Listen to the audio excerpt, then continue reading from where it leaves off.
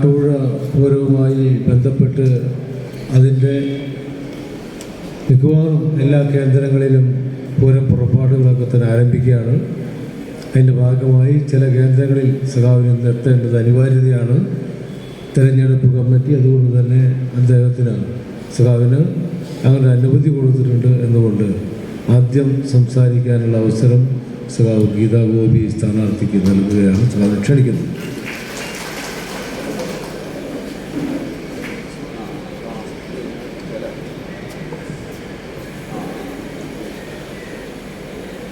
ഇടതുപക്ഷ ജനാധിപത്യ മുന്നണിയുടെ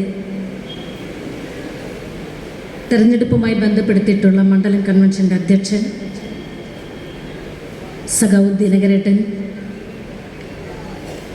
ഈ കൺവെൻഷൻ ഔദ്യോഗികമായി ഉദ്ഘാടനം ചെയ്ത് സംസാരിച്ച കേരളത്തിൻ്റെ തന്നെ നിയമസഭാംഗങ്ങൾ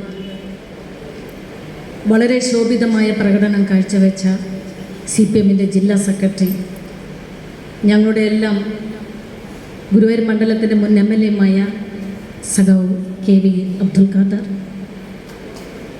ഈ ചടങ്ങിൽ അഭിവാദ്യം ചെയ്ത് സംസാരിക്കാൻ വേദിയിൽ സന്നിധനായിട്ടുള്ള കേരളത്തിൻ്റെ ഊർജ്ജസ്വലനായിട്ടുള്ള മുൻ കൃഷി വകുപ്പ് മന്ത്രിയും കമ്മ്യൂണിസ്റ്റ് പാർട്ടിയുടെ സംസ്ഥാന എക്സിക്യൂട്ടീവ് അംഗവുമായിട്ടുള്ള സഖാവ് സുനിൽകുമാർ അവർകൾ, തെരഞ്ഞെടുപ്പുമായി ബന്ധപ്പെടുത്തി നമ്മുടെ മണ്ഡലത്തിൻ്റെ ചുമതലയായ CPM-ൻ്റെ ജില്ലാ സെക്രട്ടേറിയറ്റ് അംഗം PK ഷാജേട്ടൻ, NCP-യുടെ ജില്ലാ സെക്രട്ടറി UK ഗോപാലേട്ടൻ, കോൺഗ്രസ് എസിൻ്റെ നേതാവ് PN ശങ്കരേട്ടൻ, കേരള കോൺഗ്രസ് B ജില്ലാ സെക്രട്ടറി MK വസന്തേട്ടൻ, CPI-MLN സഖാവ് ജയകൃഷ്ണൻ, വേദിയിൽ സന്നിധരായിട്ടുള്ള ഇടതുപക്ഷ ജനാധിപത്യ മുന്നണിയുടെ സഖാക്കളെ, ഈ സദസ്സിൽ സന്നിധരായിട്ടുള്ള എൻ്റെ പ്രിയ ഇടതുപക്ഷ ജനാധിപത്യ മുന്നണിയുടെ സഖാക്കളെ, ഗുരുജനങ്ങളെ, മാധ്യമപ്രവർത്തകരെ,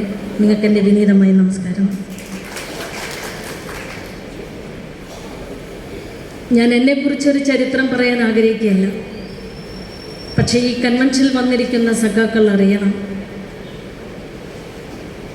1995-ലാണ് ഞാൻ ഗുരുവായൂർ നഗരസഭയുടെ ഒരു കൗൺസിലറാവുന്നത്. ഇന്ത്യൻ കമ്മ്യൂണിസ്റ്റ് പാർട്ടിയുടെ നിർദ്ദേശപ്രകാരമാണ് ഞാൻ അവിടെ മത്സരരംഗത്തേക്ക്, രാഷ്ട്രീയത്തിലേക്ക് ഞാൻ 23 വയസ്സിൽ കടന്നു വരുന്നത്. അതിനുശേഷം കമ്മ്യൂണിസ്റ്റ് പാർട്ടി നിർദ്ദേശിച്ചു, നഗരസഭയുടെ ചെയർപേഴ്സണായി സഖാവ് ചുമതലയേൽക്കണമെന്ന് പറഞ്ഞു. ആ ചുമതല ഞാൻ 2 തവണ നിർവഹിക്കുകയുണ്ടായി.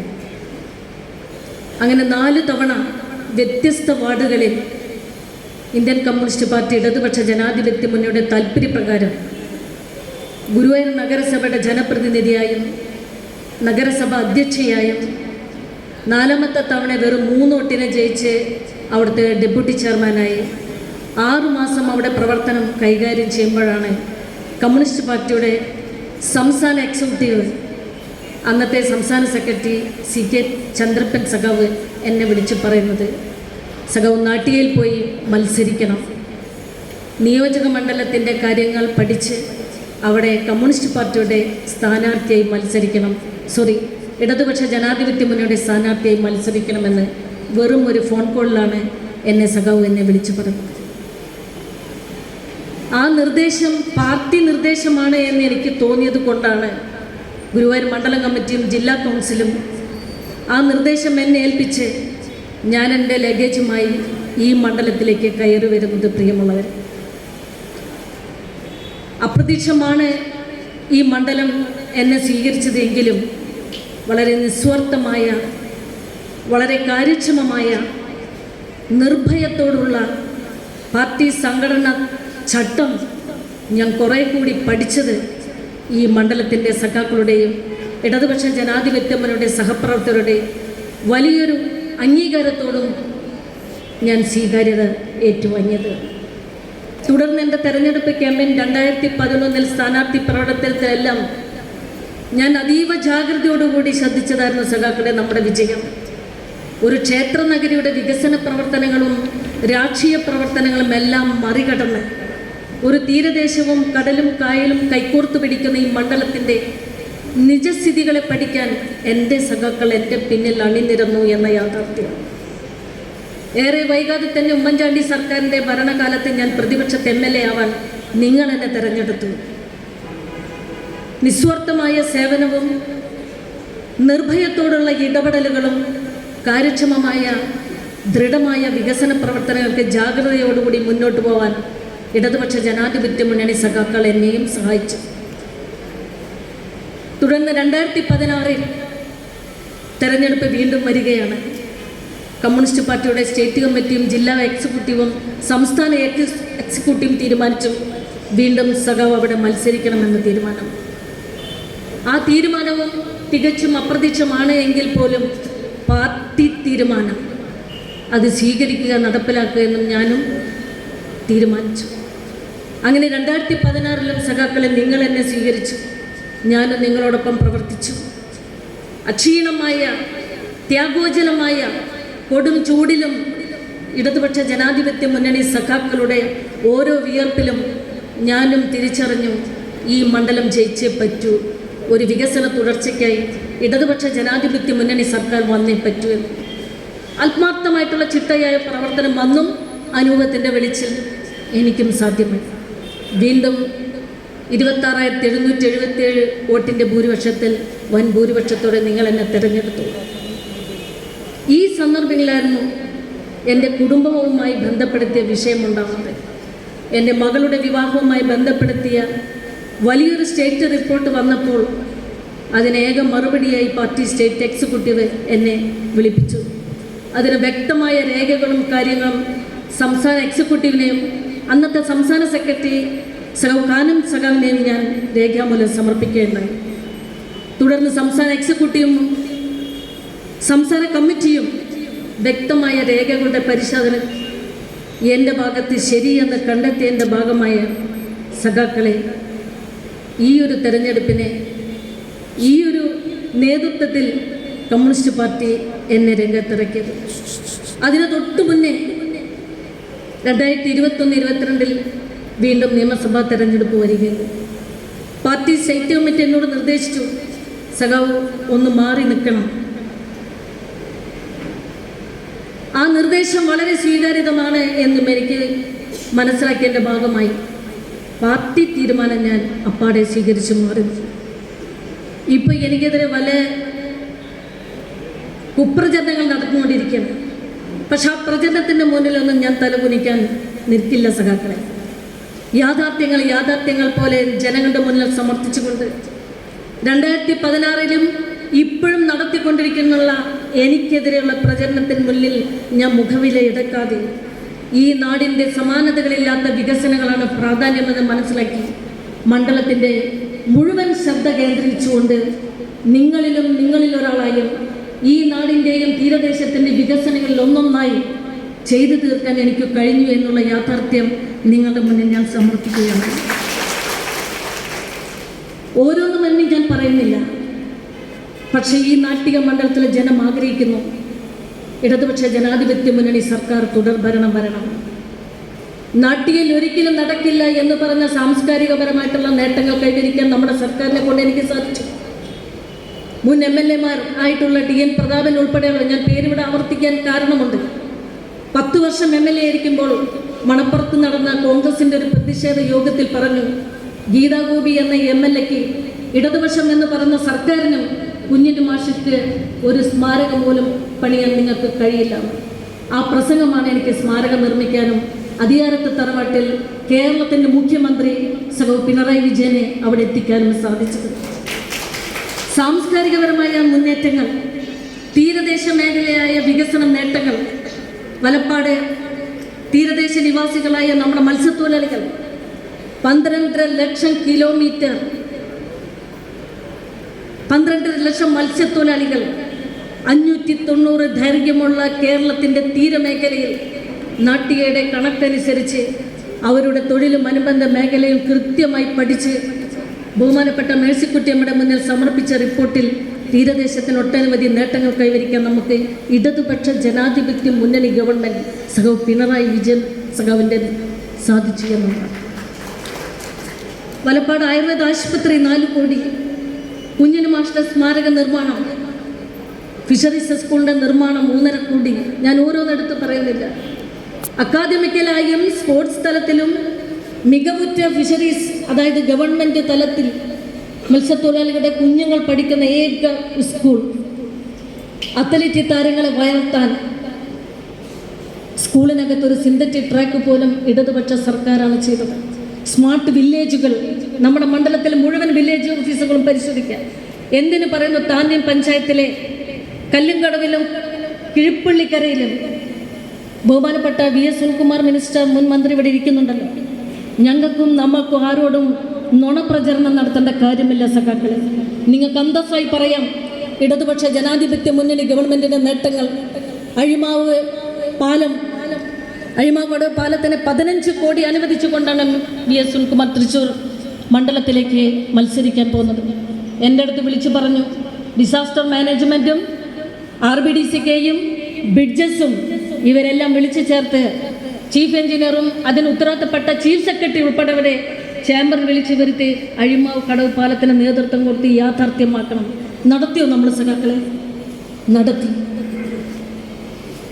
താന്യം, മന്തിക്കാട്, ചാഴൂർ കുടിവെള്ളം, ഏറ്റവും കൂടുതൽ കുടിവെള്ള പ്രശ്നം നേരിടുന്ന പഞ്ചായത്ത്. ഞാനതിൻ്റെ അളവും കണക്കും കാര്യങ്ങളൊന്നും പറയുന്നില്ല. പക്ഷെ ജനങ്ങൾ നൽകിയ ചില നിർദ്ദേശങ്ങൾ, ഓരോ കേന്ദ്രങ്ങളിലും ഉദ്ഘാടനങ്ങളാവട്ടെ, ഏത് പൊതുപരിപാടികളിൽ ചെന്നാൽ കുടിവെള്ള പ്രശ്നം പറയുന്ന ആ ഒരു സ്ഥിതി മാറ്റിയിടണമെന്നൊരു ദൃഢനിശ്ചയമുണ്ടായിരുന്നു.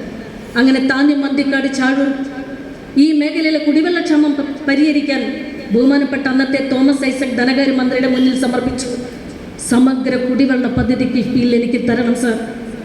നാട്ടിക മണ്ഡലത്തിലെ തീരദേശ മേഖലയിൽ, കായലോര മേഖലയിൽ ഉപ്പുവെള്ളവും കുടിവെള്ളം കിട്ടാതെ അതിരൂക്ഷമായി ബുദ്ധിമുട്ടുന്ന ജനങ്ങളുടെ പ്രശ്നം കേൾക്കാൻ ഒരു MLAക്ക് കഴിയും സാർ. അത് യാഥാർത്ഥ്യമാക്കാൻ ഐസക് തന്നു 34 കോടി രൂപ. ഇപ്പം വർക്ക് നടന്നുകൊണ്ടിരിക്കുകയാണ്. കോലോത്തും കടവിലും താന്യത്തും അന്തിക്കാടും ലക്ഷക്കണക്കിന് വെള്ളം സ്റ്റോർ ചെയ്ത് ഈ ജനങ്ങൾക്ക് എത്തിക്കാൻ ഏകദേശം 9 മാസത്തിനുള്ളിൽ ആ പദ്ധതി നമ്മൾ കമ്മീഷൻ ചെയ്യും. നാട്ടിക സർക്കാർ 95 കോടി രൂപയാണ് തീരദേശ മേഖലയിൽ നിർമ്മാണവുമായി ബന്ധപ്പെടുത്തി കിഫ്ബിയിലൂടെ അനുവദിച്ചിട്ടുള്ളത്. ചിറക്കൽ സെൻട്രൽ പാലം, ഹർബട്ട് കനാൽ പാലം, കരുവന്നൂരിൽ പ്രളയത്തിൽ ബണ്ടുകൾ തകർന്ന് കുടിവെള്ളവും അതിനേക്കാൾ ഉപരി ദുരിതപൂർണമായിട്ടുള്ള പ്രളയ മേഖലയായി തീർന്നു. അവിടെ കരുവന്നൂർ ചെറിയ പാലം പണിയാൻ നമുക്ക് സമയബന്ധിതമായി സാധിച്ചു.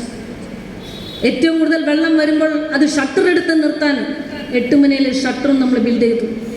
ഉന്നത വിദ്യാഭ്യാസം, ചാഴൂർ കോലോത്തും കടവിൽ സർക്കാരിൻ്റെ 75 സെൻറ്റ് ഭൂമിയിൽ ഒരു ITA കോളേജ് പണിയാൻ അന്നത്തെ തൊഴിലും എക്സൈസ് വകുപ്പ് മന്ത്രി TP രാമകൃഷ്ണ സാർ നിയമസഭയിൽ ഉന്നയിച്ച ചോദ്യത്തിന് ഒറ്റ മറുപടി, ചാഴൂരിൽ നമ്മൾ പണിയും MLA ഒരു ITA പണിതു.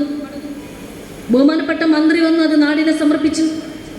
ഏറ്റവും സാധാരണക്കാരും അതിലേറെ സാമ്പത്തികമായി പിന്നോക്കം നിൽക്കുന്ന കുട്ടികൾക്ക് പുറത്തുപോയി IT വിദ്യാഭ്യാസം നടത്തുന്നതിൽ വളരെ ബുദ്ധിമുട്ടുള്ളത് കൊണ്ടാണ് സർക്കാർ അന്നും ഇടപെട്ട് നമുക്കത് നൽകിയത്. ഇന്നും ചാഴൂരിലും അന്തിക്കാടും കിഴിപ്പള്ളിക്കരയിലും നാട്ടിക തീരദേശ മേഖലയിലും എന്തെല്ലാം തരത്തിലാണ് നമ്മുടെ വികസനങ്ങൾ. ഇത് നുണയാണോ സഖാക്കളെ? ഇത് അസത്യമാണോ ഈ വോട്ടർമാരുടെ മുന്നിൽ നമ്മൾ പറയുന്നത്? അല്ല. പ്രളയത്തിൽ 5 പഞ്ചായത്ത് തകർന്നടിഞ്ഞപ്പോൾ പുള്ളിൽ മഞ്ജു വാര്യരുടെ സ്കൂളിൽ 700-ൽ പരം കുടുംബങ്ങൾ ഒന്നിച്ച് കിടന്നപ്പോൾ കിടക്കാനും അവരുടെ പ്രാഥമിക കർമ്മങ്ങൾ ചെയ്യാൻ ബുദ്ധിമുട്ടിയ ജനതയ്ക്ക് മുന്നിൽ അമ്പരന്ന് പോയ എനിക്ക് ഉള്ളിൽ ഒരു ആശ്വാസ കേന്ദ്രം പണിയണമെന്ന വിശ്വാസവും പാർട്ടിയും LDF മുന്നണിയും ആ ഒറ്റപ്പെട്ട സ്ഥലത്ത് ഹെലികോപ്റ്ററിൽ ഭക്ഷണപ്പൊതികളുമായി കാത്തുന്ന ജനങ്ങളുടെ വേദനകൾ കണ്ടപ്പോൾ പണിയണം ഒരാശ്വാസ കേന്ദ്രം. അവിടെ സർക്കാരിൻ്റെ റവന്യൂ ഭൂമിയിൽ 2 നില കെട്ടിടത്തോടുകൂടി സ്ത്രീകൾക്കും കുഞ്ഞുങ്ങൾക്കും പോലീസ് എയ്ഡ് പോസ്റ്റും ആരോഗ്യപരമായ കാര്യങ്ങൾ ഫസ്റ്റ് എയ്ഡ് ചെയ്യാൻ ഒരു സംവിധാനം ഒരുക്കിക്കൊണ്ട് ഉള്ളിൽ പണിതുകൊണ്ടിരിക്കുന്ന പ്രൊജക്റ്റ് ഇപ്പോൾ പാതി വഴിയിൽ നിൽക്കുന്നു. അതും നമുക്ക് പൂർത്തീകരിക്കണം. തീരദേശ മേഖലയിൽ ഇടിഞ്ഞു പൊളിഞ്ഞു കിടക്കുന്ന സബ് രജിസ്ട്രേഷൻ കെട്ടിടം കിഫ്ബിയിലൂടെ ബഹുമാനപ്പെട്ട തോമസ് ഐസക് തന്നു. ഫയലുകൾ നനഞ്ഞും ഉദ്യോഗസ്ഥന്മാർക്ക് ഇരിക്കാതെയും നേരിട്ട് കണ്ട വസ്തുത നിയമസഭയിൽ പ്രകടമാക്കിയപ്പോൾ 1,18,00,000 രൂപ നൽകി സബ് രജിസ്ട്രേഷൻ കെട്ടിടം പണിയാൻ. തീർന്നില്ല. ശ്രീരാമ പോളിടെക്നിക്കിന്റെ പുതിയ ബ്ലോക്കിന് 10 കോടി രൂപയാണ് ഈ സർക്കാർ വിഭാവനം ചെയ്ത് അഡ്മിനിസ്ട്രേഷൻ ബ്ലോക്ക് പണിതത്. അങ്ങനെ മണ്ഡലത്തിൻ്റെ സമസ്ത മേഖലകളിൽ കൃത്യമായി കാര്യങ്ങൾ അറിയാനും കൃത്യമായി പദ്ധതികൾ നടപ്പിലാക്കാനും നിങ്ങൾ നൽകിയ താല്പര്യങ്ങൾ, ആവശ്യങ്ങൾ വെറും ഒരു ലെറ്റർ പേഡിൽ ഒതുങ്ങി നിൽക്കുകയല്ലായിരുന്നു.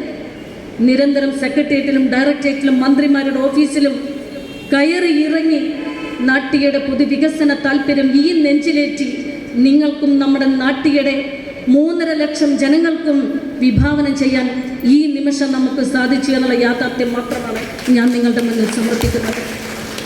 ഇനി നമുക്ക് തുടർ വികസനങ്ങൾ നടത്താനുണ്ട്. ഈ മണ്ഡലത്തിലെ വൻ ഭൂരിപക്ഷത്തോടുകൂടി വിജയിച്ചു വരുമ്പോൾ ബഹുമാനപ്പെട്ട തോമസ് ഐസക് കേരളത്തിൻ്റെ ധനകാര്യമന്ത്രി കിഫ്ബി എന്ന ആശയത്തിലൂടെ നടപ്പിലാക്കിയ വികസനം, കിഫ്ബിയെ കിംഫി എന്ന് മുദ്ര കുത്തിയവർക്ക് മറുപടി കൊടുക്കാൻ നമ്മൾ ചെയ്ത വികസനങ്ങൾ ഇതാണെന്ന് എന്ന് എൻ്റെ പ്രിയ സഖാക്കൾ ജനങ്ങളുടെ മുന്നിൽ സമർത്ഥിക്കാം. 28 കോടി രൂപ പുതിയ ബ്രിഡ്ജ്, തൃപ്രയാറിനൊരു പുതിയ ബ്രിഡ്ജ് നമ്മൾ 28 കോടി രൂപ അനുവദിച്ചത്. തൃപ്രയാർക്കം ബസ് സ്റ്റാൻഡ് ഷോപ്പിംഗ് കോംപ്ലക്സ്, ബഹുമാനപ്പെട്ട ഐസക്, എനിക്ക് അദ്ദേഹത്തിനോട് പറയാൻ, അദ്ദേഹത്തിൻ്റെ വാക്കുകൾ പറയാൻ, അദ്ദേഹത്തിൻ്റെ പേരുകൾ പറയാൻ അഭേദ്യമായ സന്തോഷമുണ്ട് നിങ്ങളുടെ മുന്നിൽ. അത്തരത്തിലുള്ള വികസനങ്ങൾ തൃപ്രയാറിന്റെ മുഖച്ഛായ മാറ്റാൻ 8 കോടി രൂപ നൽകി ബഹുമാനപ്പെട്ട ധനകാര്യമന്ത്രി. 28 കോടി രൂപ നൽകി തൃപ്രയാർ പാലത്തിന്. RBDCക്കായി റിവർ മാനേജ്മെന്റും ഇറിഗേഷൻ ഡിപ്പാർട്ട്മെന്റും റോഡ്സ് ആൻഡ് ബ്രിഡ്ജസ് കോർപ്പറേഷന്റെ ഉന്നത ഉദ്യോഗസ്ഥന്മാരും ഈ പാലത്തിന്റെ ഡിസൈൻ വിങ് ജോർജും എബ്രഹാമും ഈ പാലത്തിന്റെ ഡിസൈൻ തയ്യാറാക്കാൻ ദിവസങ്ങളോളം നാട്ടിൽ ക്യാമ്പ് ചെയ്ത് ഈ മണ്ഡലത്തിലേക്ക് വേണ്ടി ടെൻഡർ നടപടികൾ പോലും ചെയ്തു. ആ പാലം, പുതിയ പാലം ഡിസൈൻ തയ്യാറാക്കി വരുമ്പോൾ തൃപ്രയാർ ദേവസ്വത്തിൻ്റെ, കൊച്ചിൻ ദേവസ്വം ബോർഡിൻ്റെ ലാൻഡുകൾ എടുക്കണം. 3 കുടുംബങ്ങളുടെ ലാൻഡ് എടുക്കണം. ലാൻഡ് അക്വിസിഷൻ തഹസിൽദാർ യമനുടെ നേതൃത്വത്തിലുള്ള ഉന്നത ഉദ്യോഗസ്ഥന്മാർ DPR തയ്യാറാക്കി 10 കോടി രൂപ ഭൂമി വിട്ടുകൊടുക്കുന്നവർക്ക് അവാർഡ് കൊടുത്തുകൊണ്ടാണ് ഞാൻ ഈ മണ്ഡലത്തിൽ നിന്ന് മാറി നിൽക്കുന്നത്. 44 സെന്റിമീറ്റർ സ്പാനോടുകൂടി ഈ പാലം നമുക്ക് പുനർനിർമ്മിക്കേണ്ടിയിരിക്കുന്നു. ഈ ഫണ്ട് നമുക്ക് ക്യാരി ഓവർ ചെയ്ത് നിർത്തി എന്നുള്ള റിപ്പോർട്ടും കൂടി അന്വേഷിക്കണം.